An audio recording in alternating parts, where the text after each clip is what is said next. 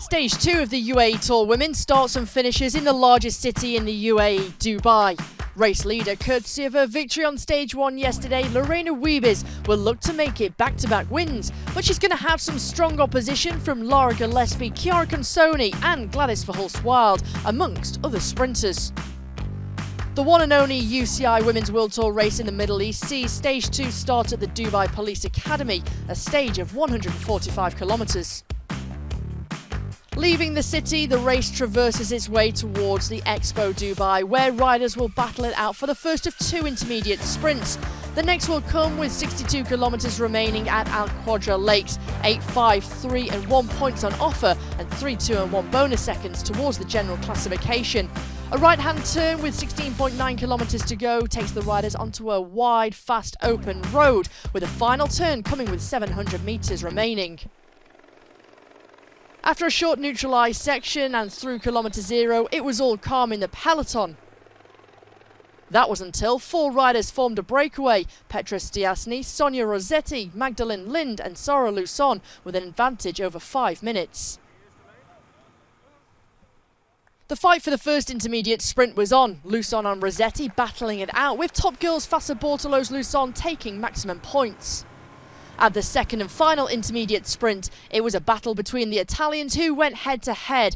This time around, Rossetti taking the 8 points in the 3 bonus seconds ahead of Luson and Lind. Meanwhile, in the peloton, the responsibility rested on the shoulders of Team SD Works Pro Time because Lorena Wiebes was leading the general classification courtesy of her stage win yesterday.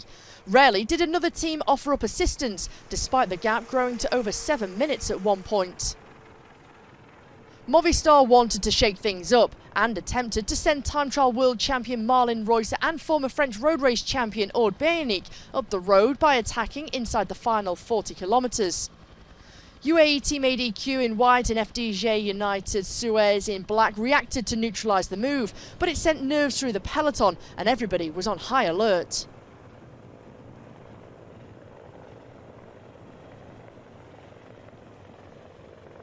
That all came back together and the four riders in the breakaway still had 40 seconds of an advantage with 30 kilometres to go.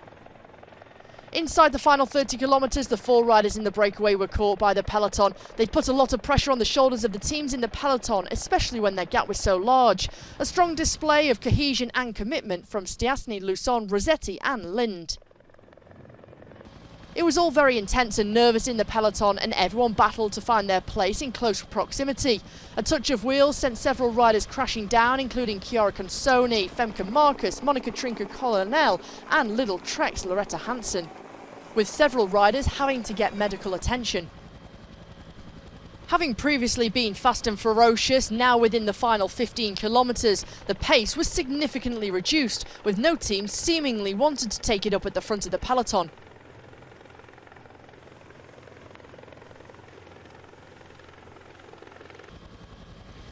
That soon changed with 4 kilometres to go as the road forked and riders and teams wanted to find their place to set things up for their sprinters.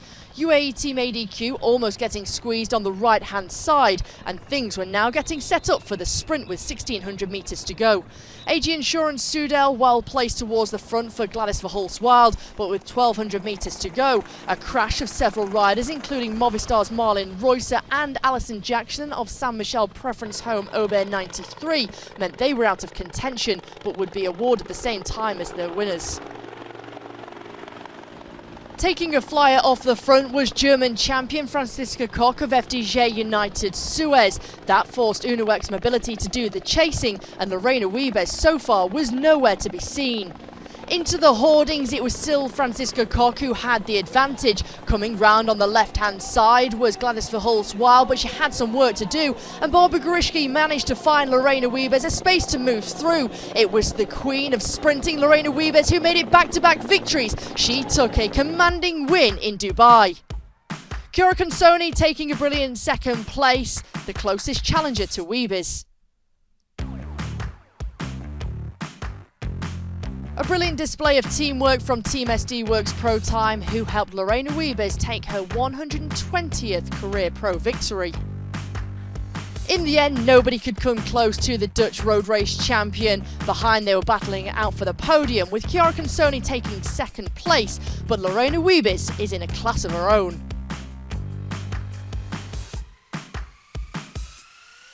Back-to-back wins for Lorena Wiebes, making it 8 wins in total at the UAE Tour Women.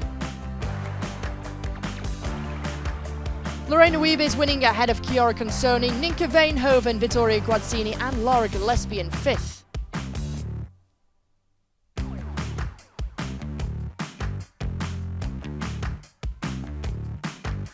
Lorena Wiebes making it back-to-back wins, the Dutch champion in a commanding position. In the general classification, she's now got 14 seconds ahead of Lara Gillespie, Chiara Consoni, with Zoe Backstead dropping down into 4th, Ninka Veenhoven moving up into 5th.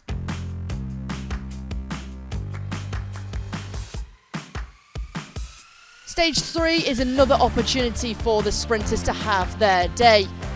Starting and finishing in Abu Dhabi and finishing at Abu Dhabi Breakwater, a stage of 121 kilometres.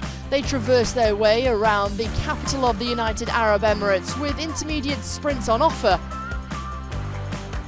In the end, they'll finish at Abu Dhabi Breakwater, a finish that Lorena Wiebes knows well. An opportunity for the sprinters to contest a sprint again, but as ever, the wind could blow and could change things completely in the United Arab Emirates.